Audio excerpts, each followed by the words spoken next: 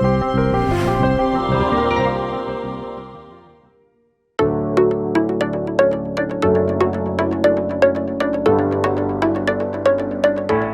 friends, I'm Jaya Mishra, Chief Manager and Faculty Bank of Baroda, and today I'm here to discuss Stand Up India with you all, and I will speak on all the features, all the nodal agencies, the roles of nodal agencies, और इन सब के बारे में हम लोग बहुत विस्तार से बात करेंगे, क्योंकि अभी की अगर हम बात करें प्रेजेंट सिनेरियो में, तो गवर्नमेंट जॉब्स बहुत कम है देश में, और अभी की नीड है कि हम गवर्नमेंट जॉब की तरफ से मुड़कर खुद के एंटरप्रेन्योर, खुद के रोजगार की तरफ निगाह करें। और इसके लिए हमारी सरकार भी बहुत दिनों से प्रयास कर रही है, और इसकी शुरुआत आज से नहीं हुई, बहुत पहले से हुई है। इट इज़ अप्रॉक्स 5 ईयर्स जब से कि हम स्टैंड अप इंडिया, मुद्रा, इन सभी चीज़ों के लिए प्रयास कर रहे हैं, हमारी सरकार प्रयास कर रही है। जैसा कि हम लोग जानते हैं कि 15 अगस्त 2015 को हमारे माननीय श्री प्रधानमंत्री जी ने, श्री मोदी जी ने स्टैंड अप इंडिया स्कीम का अनाउंसमेंट किया, और 5 अप्रैल 2016 को इसको प्रॉपरली फॉर्मली लॉन्च किया गया। तो इस स्कीम को लॉन्च करने का पर्पस यही था कि जो हमारे छोटे एंटरप्रेन्योर्स हैं, जो छोटे उद्यमी हैं, जो जिनका इन्वेस्टमेंट, जिनका रोजगार 1 करोड़ तक का है, 1 करोड़ तक की लागत से जो अपना रोजगार शुरू कर सकते हैं, तो उनके लिए एक स्कीम बनाई जाए जिससे कि उनको ईज़ी हो जाए अपना रोजगार चलाने में, और वो प्रोत्साहित हो ऐसा करने के लिए। जैसा कि मैंने कहा कि मैं स्टैंड अप इंडिया पे बात करूँगी आज, और इसके बारे में हम लोग विस्तार से चर्चा करेंगे कि इसकी नोडल एजेंसीज़ क्या हैं, बैंक के क्या रोल है, इसके फीचर्स क्या-क्या हैं, इवन आप कैसे इसको अप्लाई करेंगे, किस-किस तरीके से हम अप्लाई कर सकते हैं, किस पोर्टल पे हमें जाना है, अगर हम बैंक के थ्रू लोन ले रहे हैं तो हमें क्या-क्या इन्फॉर्मेशंस बैंक को देने हैं, क्या-क्या डॉक्यूमेंट्स हमें सबमिट करने हैं। तो इन सभी चीज़ों पर हम लोग बहुत विस्तार से चर्चा करेंगे इस वीडियो के थ्रू।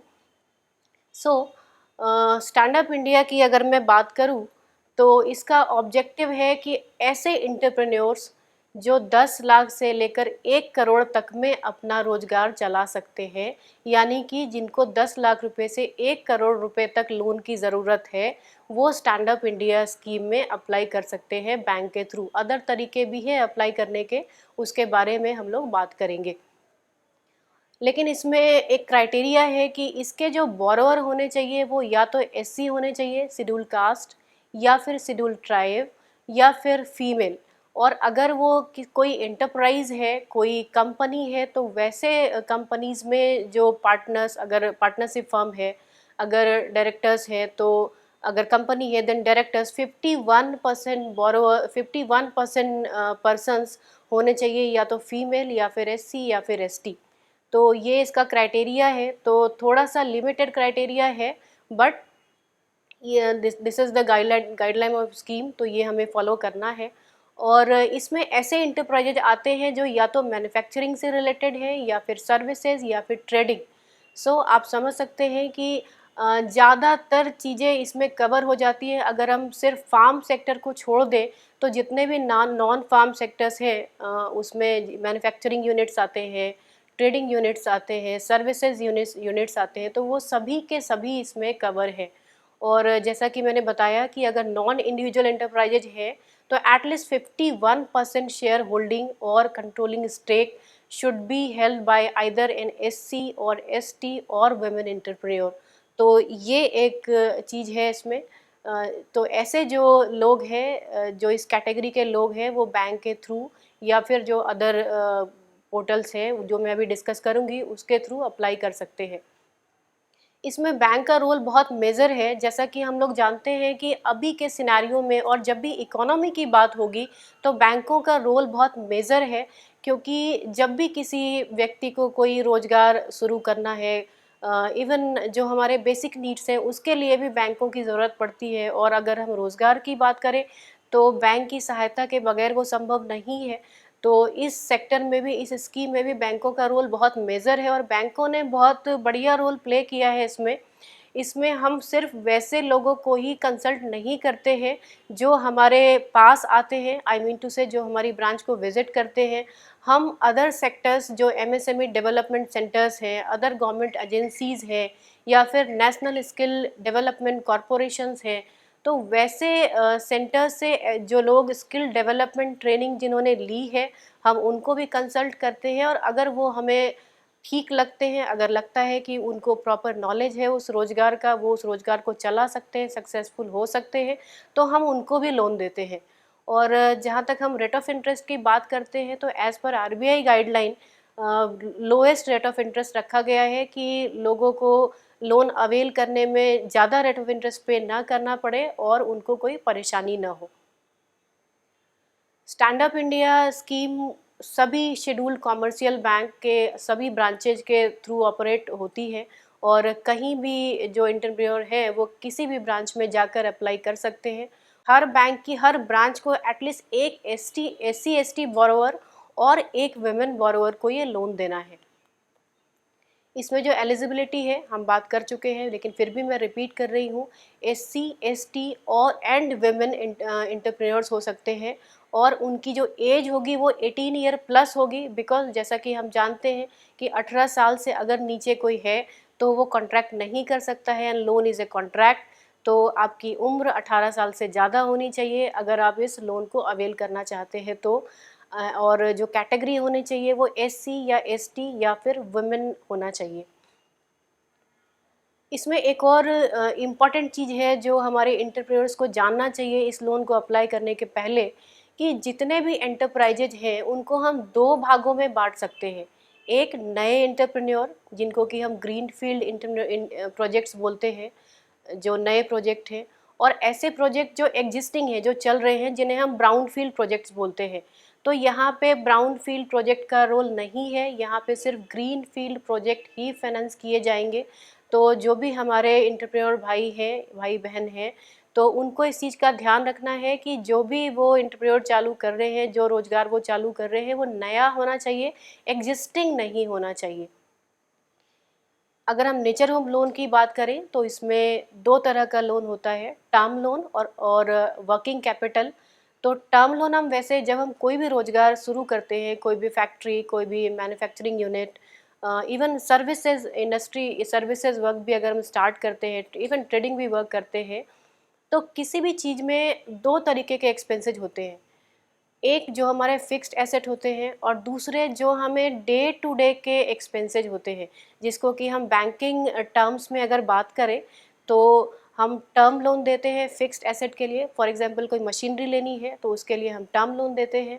और मान लीजिए मैं आपको एक एग्जांपल दे के बताती हूँ, सपोज़ हमने एक चिप्स बनाने की फैक्ट्री खोली, तो फैक्ट्री में जो मशीनें लगेंगी उसके लिए टर्म लोन सैंक्शन होगा, और जो लेबर के खर्चे हैं या फिर जो डे टू डे एक्सपेंसेज हैं, और आई कैन से जो ऑपरेशनल एक्सपेंसेज हैं, उसके लिए वर्किंग कैपिटल लिमिट सैंक्शन होगा। तो इस स्कीम में दोनों ही लोन सैंक्शन किए जाएंगे, आपको कहीं भी भागने की कहीं और ज़रूरत नहीं है, किसी और जगह से बोरो करने की ज़रूरत नहीं है, फ़ंड के लिए सोचने की ज़रूरत नहीं है। आप बैंक में अप्रोच कर सकते हैं और आपको दोनों ही तरह का लोन दिया जाएगा। पर्पस ऑफ लोन जैसा हम बात कर चुके हैं कि ग्रीन फील्ड प्रोजेक्ट ही होने चाहिए। ग्रीन फील्ड प्रोजेक्ट वो जो नए प्रोजेक्ट्स हैं जिसमें जो पहले से नहीं चल रहे हैं, तो वैसे प्रोजेक्ट को हम फाइनेंस करते हैं, और उसको वो ट्रेडिंग के भी हो सकते हैं, वो मैन्युफैक्चरिंग भी हो सकते हैं, वो सर्विसेज भी हो सकते हैं। अगर हम साइज़ ऑफ लोन की बात करें तो इस स्कीम में आपको 10 लाख से लेके 1 करोड़ तक लोन दिया जाएगा, और इसके लिए आप ब्रांच में अप्रोच कर सकते हैं, किसी भी शेड्यूल्ड कॉमर्शियल ब्रांच में, शेड्यूल्ड कमर्शियल बैंक की ब्रांच में।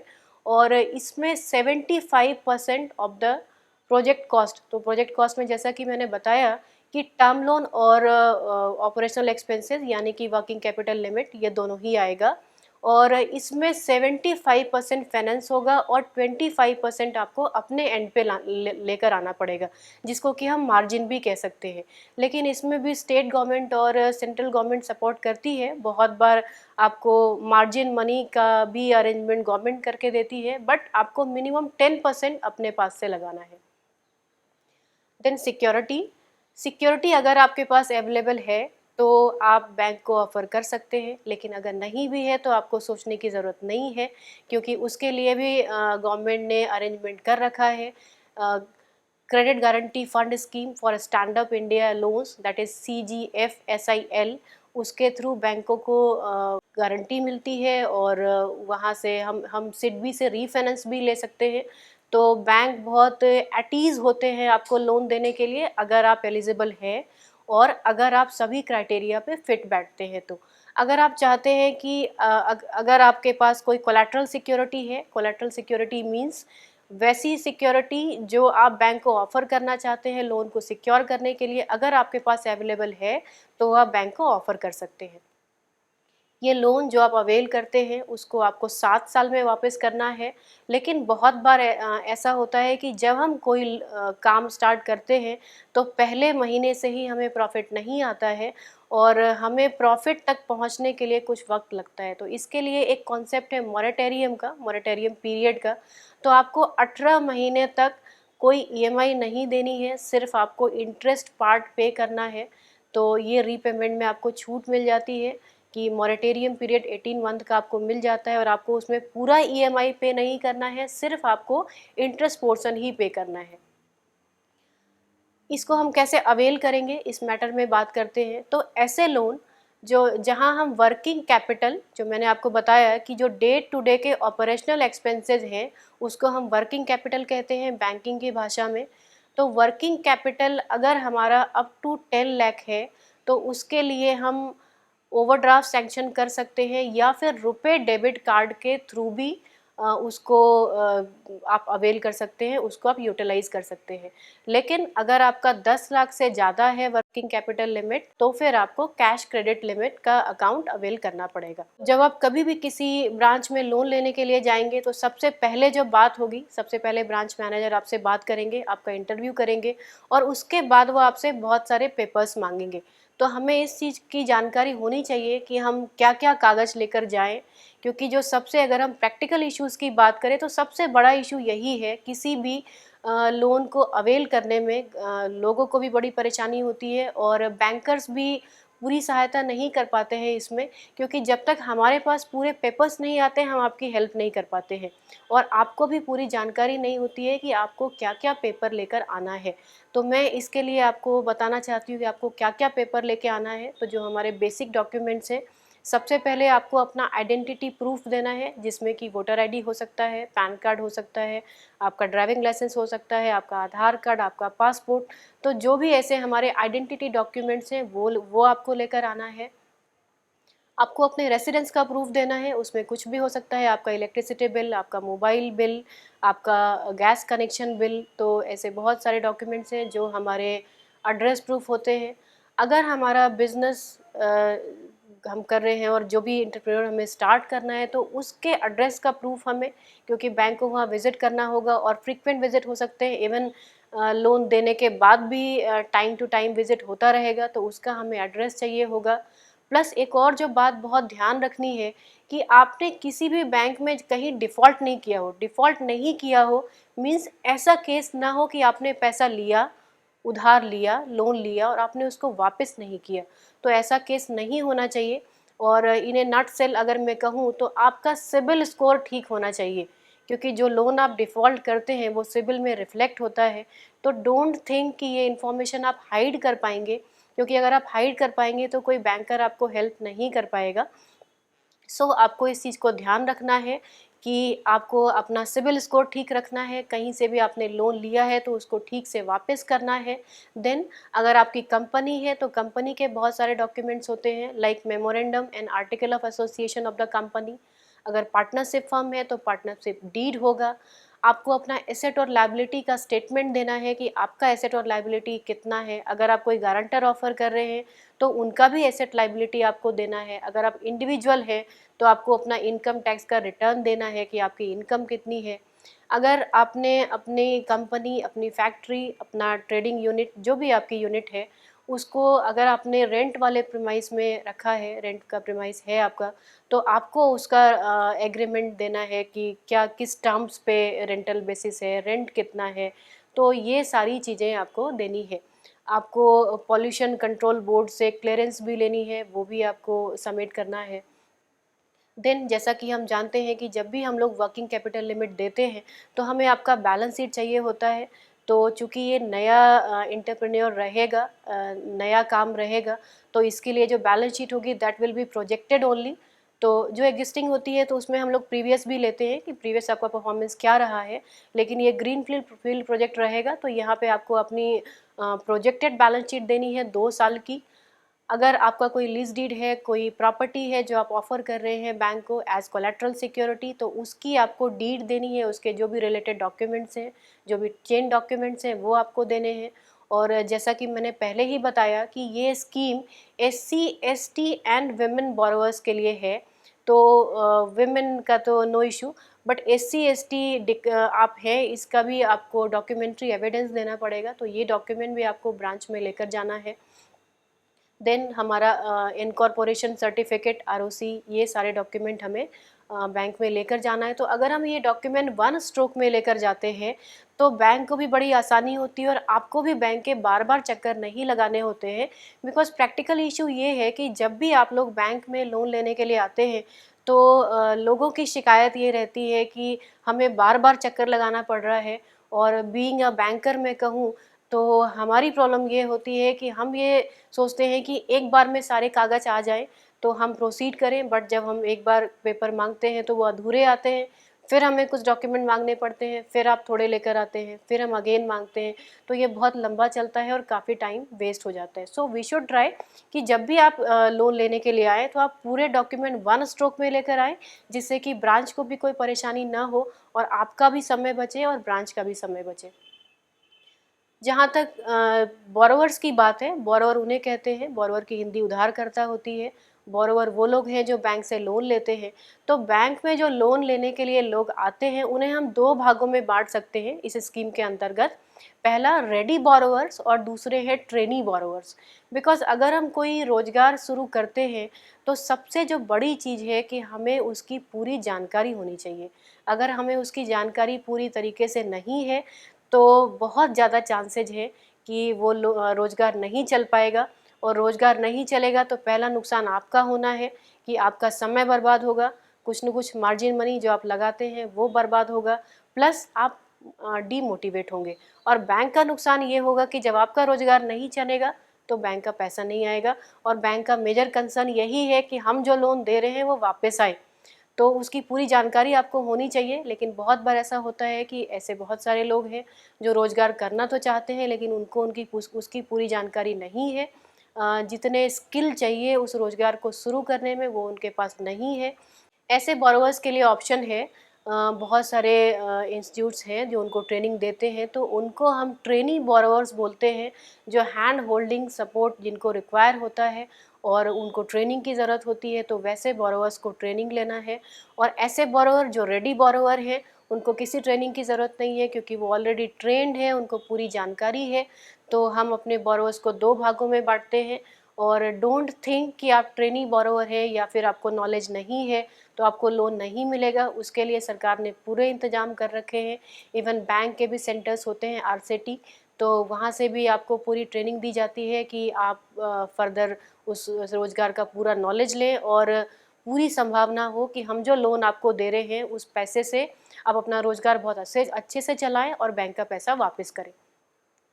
देन बात आती है कि हाउ टू अप्लाई, हम कैसे अप्लाई कर सकते हैं इस लोन के लिए।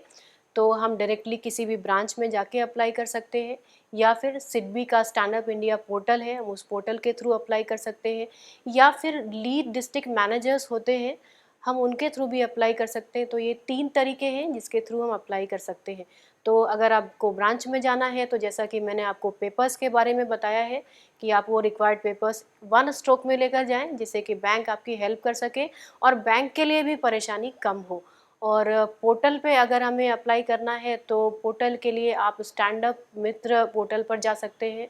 और आप PPT में अभी मैं आपको दिखाती हूँ कि कैसे आपको अप्लाई करना है। We will discuss each and everything. लेकिन उसके पहले मैं बताती हूँ कि अगर आप पोर्टल से अप्लाई करते हैं तो आपको क्या क्या बेनिफिट है। तो अगर हम पोर्टल पे अप्लाई करते हैं तो हमारे पास बहुत सारी हैंड होल्डिंग एजेंसीज हैं जिसका लिंक वहाँ पे है, आप डायरेक्टली वहाँ पे क्लिक करके उसको उनको कांटेक्ट कर सकते हैं। तो आपको जो हैंड होल्डिंग का रिक्वायरमेंट है, that you can get and you can increase your knowledge, जो कि आपके रोज़गार को सफल बनाने में मदद करेगा। दूसरा, हम ऑनलाइन सबमिशन कर सकते हैं अपने एप्लीकेशन का, तो वो बहुत इजी है और बड़ी इजीली आप सारे इन्फॉर्मेशन को सबमिट कर सकते हैं। और अगर आप ऑनलाइन इन्फॉर्मेशन सबमिट करते हैं, ऑनलाइन अप्लाई कर सकते हैं, तो आप अपने एप्लीकेशन को ट्रैक भी कर सकते हैं। तो ये भी एक बहुत बड़ा फ़ायदा है इसका। एक और बहुत अच्छी चीज़ है, जब हम ऑनलाइन अप्लाई करने जाते हैं तो वो आधार से लिंक है। तो इसका बेनिफिट ये होता है कि मल्टीपल चीज़ें नहीं आती हैं। अगर एक बार एक आधार से एंटर हुआ है तो वो दोबारा आपको नहीं अलाउ करेगा। तो multiple applications through one borrower possible नहीं होगा। So it is a very good feature कि एक ही आदमी बार बार नहीं करेगा, तो वहाँ पे मल्टीपल एप्लीकेशंस नहीं होंगे।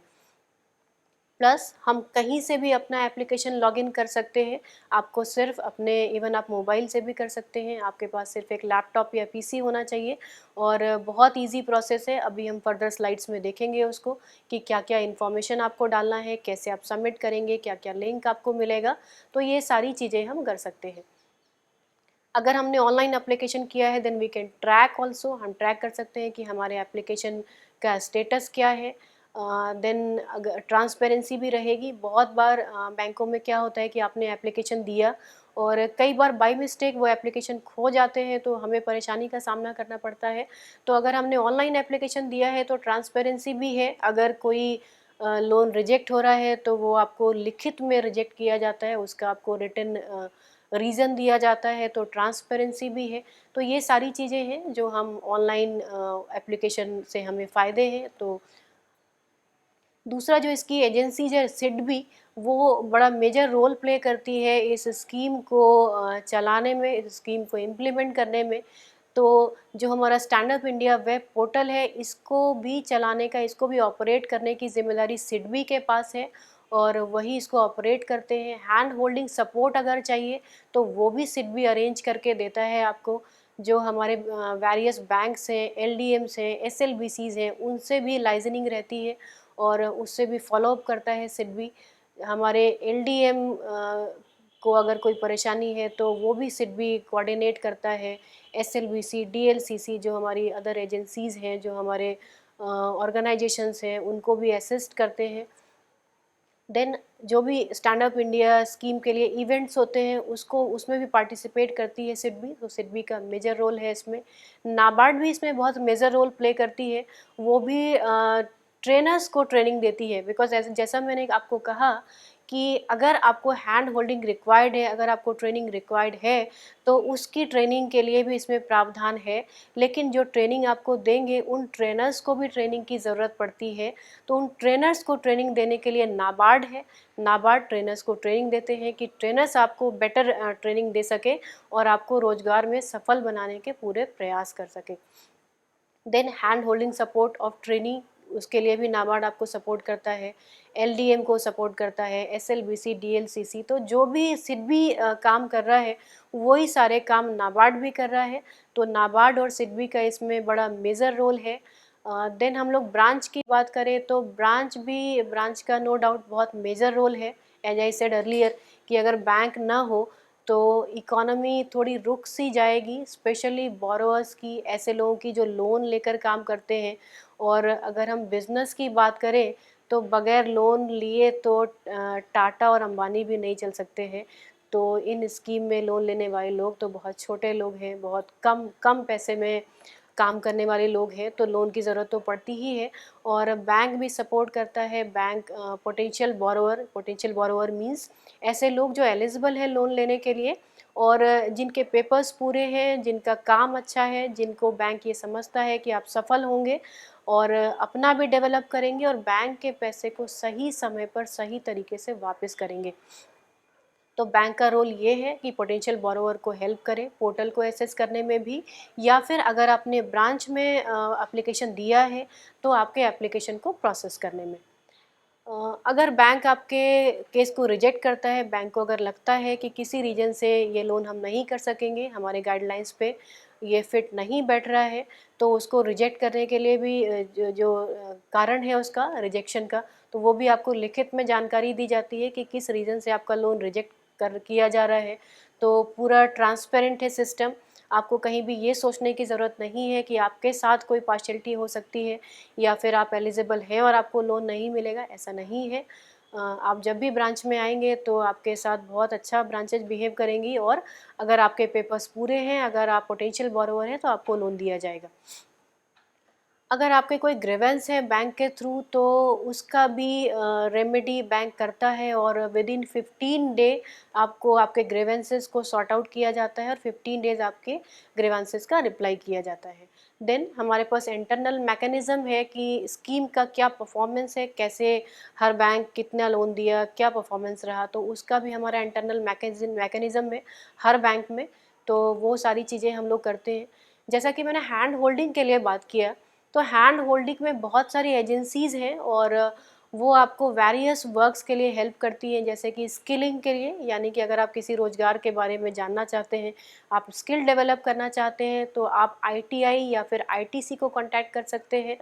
ये आपको accredited training job related impart करते हैं, तो आप उनको कांटेक्ट कर सकते हैं। फाइनेंशियल लिटरेसी सेंटर्स होते हैं जो बैंक के द्वारा प्रमोट किए जाते हैं और ये फाइनेंशियल ट्रेनिंग देते हैं आपको, तो you can contact them also.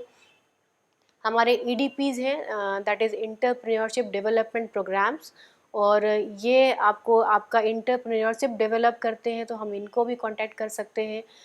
ये हमें मशीनरी की जानकारी देते हैं, प्रोडक्ट प्रोफाइल प्रिपरेशन में हमारी हेल्प करते हैं, मार्केटिंग में हेल्प करते हैं, टेक्निक्स में हेल्प करते हैं, फाइनेंशियल मैनेजमेंट में हमारी हेल्प करते हैं। तो ये सारी चीज़ें, क्वालिटी कंट्रोल कैसे होगा, टेस्टिंग कैसे होगी, मैन्युफैक्चरिंग प्रैक्टिसेस क्या है, डिज़ाइन क्या है, प्रोडक्ट क्या है, प्रोसेस क्या है, तो इन सारी चीज़ों पे ये एजेंसी जो हमारी ईडीपीज़ हैं, जिसमें कि हमारी आरसेटी भी आती है। आरसेटी बैंक के ही पार्ट होते हैं जो आपको किसी भी रोज़गार की जानकारी देते हैं, तो आप वहाँ कॉन्टैक्ट कर सकते हैं जहाँ की आपको इन सारी चीज़ों की जानकारी दी जाएगी। मेंटरिंग भी एक चीज़ होती है, दैट इज़ इनफॉर्मल, आपको इनफॉर्मल तरीके से आपकी मेंटरिंग की जाती है। Like industry association in chambers, ये आपके मेंटर होते हैं और अगर आपको जो भी आपके रोज़गार को चालू करने के लिए हेल्प चाहिए, आपका प्रोफेशनल डेवलपमेंट, आपका करियर डेवलपमेंट, कैसे आप काम को स्टार्ट करेंगे, तो इन सभी चीज़ों की जानकारी आपको दी जाती है। तो देन कुछ एनजीओज़ भी हैं, कुछ वॉलंटरी ऑर्गेनाइजेशंस हैं जो हमें एप्लीकेशन फॉर्म को फिल करने में, प्रोजेक्ट रिपोर्ट तैयार करने में, जैसा कि मैंने बताया आपको कि जब आप बैंक में जाते हैं तो आपको वेरियस टाइप के डॉक्यूमेंट्स मांगे जाते हैं और कई बार जो हमारे एंटरप्रेन्योर जो नए रोज़गार करने वाले भाई बहन हैं, उनको ये चीज़ें पता नहीं होती हैं, तो वो इन चीज़ों को कर सकते हैं, इनको कॉन्टैक्ट कर सकते हैं, एनजीओज़ को, वॉलंटरी ऑर्गेनाइजेशंस को, कुछ प्रोफेशनल्स होते हैं, लीड बैंक्स होते हैं, तो उनको कांटेक्ट करके आपको, अगर आप मैनुअली फॉर्म भर रहे हैं, अगर आप पोर्टल पे भर रहे हैं तो अभी तो मैं आपको इस वीडियो के थ्रू ही बताने वाली हूँ, लेकिन अगर आप मैनुअली भर रहे हैं तो आप उनको कांटेक्ट कर सकते हैं, दे विल हेल्प यू। अगर आपको कोई प्रोजेक्ट रिपोर्ट बनानी है, क्योंकि जब भी हम कोई नया रोज़गार स्टार्ट करते हैं और बैंक में लोन लेने के लिए जाते हैं तो बैंक हमें कहता है कि आप अपना प्रोजेक्ट रिपोर्ट बना कर लाइए, और कई बार हमें उसकी जानकारी नहीं होती है, तो उसमें हमें प्रॉब्लम फेस करनी पड़ती है। और अगर आप अच्छा प्रोजेक्ट रिपोर्ट बनाकर नहीं ले जाते हैं तो बैंक भी आपको बहुत अच्छे से हेल्प नहीं कर पाता है, आपके प्रपोज़ल का स्पीडी डिस्पोज़ल नहीं कर पाता है, आई मीन टू से कि जल्दी आपका काम नहीं कर पाता है, तो हम इन एजेंसीज़ को कॉन्टैक्ट कर सकते हैं। सो इन सारे एजेंसीज़ को कॉन्टैक्ट करके हम अपना काम ईज़िली करा सकते हैं, और बैंक में जब आप आते हैं, आप पूरी तैयारी करके, पूरे डॉक्यूमेंट्स के साथ, एक अच्छे तरीके से भरे हुए एप्लीकेशन फॉर्म के साथ, तो आपका बड़ा ईज़िली काम होता है। जो एक प्रॉब्लम होती है बार-बार कि बार-बार हम डॉक्यूमेंट मँगवा रहे हैं, एप्लीकेशन में ये गलती हो गई है, एप्लीकेशन ड्यूली फिल्ड नहीं है, तो वो प्रॉब्लम्स हमें नहीं होती है। देन आप जैसा कि इस पीपीटी में देख रहे हैं, कि how to apply through portal. तो यहाँ पे आप देख रहे हो कि हम 3 तरीके से अप्लाई कर सकते हैं। मैंने बात की पहले ही कि हम ब्रांच में जा सकते हैं, मैनुअल एप्लीकेशन दे सकते हैं, हम पोर्टल पे अप्लाई कर सकते हैं और हम एलडीएम के थ्रू अप्लाई कर सकते हैं। तो अगर हम पोर्टल पे अप्लाई कर रहे हैं तो आपको standupmitra.in www.standupmitra.in पोर्टल पे जाना है। जैसे ही आप ये यूआरएल टाइप करेंगे और क्लिक करेंगे तो आपको जो स्क्रीन पे दिख रहा है आपको वो दिखेगा और आप देख रहे हो लेफ्ट हैंड साइड ऊपर यू मे एक्सेस लोन की जगह अप्लाई हियर लिखा हुआ है, आपको वहाँ पर क्लिक करना है। आप जैसे ही वहाँ पर क्लिक करते हैं देन आपको ये स्क्रीन सामने आती है। यहाँ पे आपको 3 इन्फॉर्मेशन मांगता है, name of applicant, email address और मोबाइल नंबर। आप ये तीनों ही इन्फॉर्मेशन डालते हैं और जनरेट ओटीपी पे आप क्लिक करेंगे। आप जैसे ही जनरेट ओटीपी पे क्लिक करेंगे आपके मोबाइल नंबर, जो आपने इस मोबाइल नंबर यहाँ डाला है, ईमेल आईडी इवन कंपलसरी नहीं है। अगर आपके पास ईमेल आईडी नहीं है या फिर आप यहाँ पे नहीं लिखना चाहते हैं देन ओके, नो इशू। आप अपने मोबाइल नंबर पे ओटीपी मंगवा सकते हैं। ओटीपी जैसे ही आएगा देन आपको ओटीपी यहाँ पे लिखना है। देन फर्दर हम how to apply through portal में जाएंगे एंड देन प्रॉपर डिटेल डालेंगे, हमारा ईमेल एड्रेस। यहाँ पे आपको ईमेल एड्रेस डालना कंपलसरी है। प्रीवियस पेज पे कंपलसरी नहीं था, वहाँ पे मोबाइल नंबर और नाम ही कंपलसरी था। यहाँ पे आपको ईमेल आईडी डालना है, आपको अपना जेंडर लिखना है। जेंडर इसलिए बिकॉज यहाँ पे फीमेल एक क्राइटेरिया है कि फीमेल होना चाहिए या फिर एससी एसटी होना चाहिए। तो आपको अपना जेंडर लिखना है, कैटेगरी ऑफ एप्लीकेंट लिखना है, देन स्टेटस लिखना है, डिस्ट्रिक्ट लिखना है, सिटी, आई मीन टू से आपको अपना पूरा एड्रेस भरना है। आप अपना एड्रेस भरेंगे, अपना मोबाइल नंबर लिखेंगे। अगर आप माइनॉरिटी है तो आप माइनॉरिटी पे क्लिक करेंगे और माइनॉरिटी के किस कैटेगरी में आप आते हैं आप वो भी यहाँ पे ड्रॉप डाउन से सिलेक्ट करेंगे। आफ्टर दैट आपको अपना पर्सनल डिटेल देना है, यानी कि आपने कहाँ तक पढ़ाई की है, आपका जॉब एक्सपीरियंस क्या है, आप कितने दिन से एम्प्लॉयमेंट में हैं, अगर आप एम्प्लॉयमेंट में नहीं हैं तो कितने दिन से अनएम्प्लॉयड हैं, अगर आपने कोई लोन लिया है तो फिर आपका उसका आउटस्टैंडिंग क्या है, आपकी एनुअल इनकम क्या है। तो ये सारी चीज़ें आपको, जैसा कि आप स्क्रीन पे देख रहे हैं, आपको भरना है। आफ्टर दैट आप अपना प्रोफेशनल डिटेल लिखेंगे, आपके क्वालिफिकेशन क्या है, जॉब एक्सपीरियंस, ये सारी चीज़ें। Then nature of business, nature of certified business की आप आइडेंटिफाइड बिजनेस की आपने कौन सा बिजनेस सेलेक्ट किया है और आपको क्या करना है, तो वो भी आप ड्रॉप डाउन से सेलेक्ट करेंगे। तो ये सारी चीज़ें आपको भरनी है। देन आपको एक और चीज़ पूछी जाती है, have you undertaken any skill training programme. तो अगर आपने लिया है तो आप येस पे क्लिक करेंगे, अगर आपने नहीं लिया है तो आप नो पे क्लिक करेंगे। और उसके बाद आपको ये इन्फॉर्मेशन देनी है कि कोई लोन तो नहीं लिया है। कोई लोन तो नहीं लिया है, इसमें आपको एक चीज़ ध्यान रखनी है कि सिर्फ एंटरप्रेन्योर के लोन की बात नहीं हो रही है। अगर आपने कोई हाउसिंग लोन, व्हीकल लोन भी लिया है तो वो भी आपको मेंशन करना है और उसमें कितना अमाउंट आउटस्टैंडिंग है, टोटल आउटस्टैंडिंग, वो भी आपको मेंशन करना है। ये सारा इन्फॉर्मेशन फीड करके नीचे आपको 2 ऑप्शन आ रहे हैं, आप स्क्रीन पे देख रहे हो, सेव या सबमिट। आप सेव करके रख भी सकते हैं इसको, या फिर अगर आपको लगता है कि आपने सारे इन्फॉर्मेशन ठीक भरे हैं, आप सबमिट कर सकते हैं, तो आप सबमिट पर क्लिक कर सकते हैं। जैसे ही आप सबमिट पे क्लिक करोगे तो आपको स्क्रीन पे ऐसा आएगा, hand holding agencies, loan inquiry, loan application और लास्ट है आपका नॉलेज सेंटर। तो अगर आपको हैंड होल्डिंग की ज़रूरत है तो आप हैंड होल्डिंग पे क्लिक करेंगे और वहाँ पे जाके बहुत सारे आपको एजेंसीज़ मिलेंगे। आप और कैसी हैंड होल्डिंग चाहिए, आपको ट्रेनिंग चाहिए या फिर आपको मेंटरिंग चाहिए या फिर आपको अदर हैंड होल्डिंग चीज़ें चाहिए, आपको सपोज़ प्रोजेक्ट रिपोर्ट बनवानी है, तो जैसी भी हैंड होल्डिंग चाहिए आपको, आप वो वहाँ से सिलेक्ट करके प्रोसीड कर सकते हैं, वहाँ कॉन्टैक्ट कर सकते हैं। So it was all about stand up India. और जैसा कि मैं आशा करती हूँ कि मेरे इस वीडियो से आपको स्टैंड अप इंडिया स्कीम के बारे में पूरी जानकारी मिली होगी।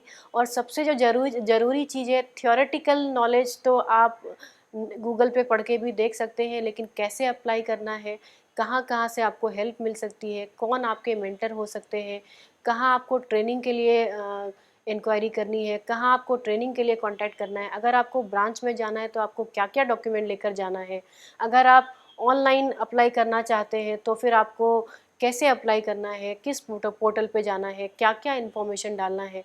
तो ये सारी चीज़ें प्रैक्टिकल इश्यूज़ हैं और जहाँ पे कि अगर आप गूगल पे सर्च करेंगे तो आपको प्रॉपर इन्फॉर्मेशन नहीं मिल पाता है।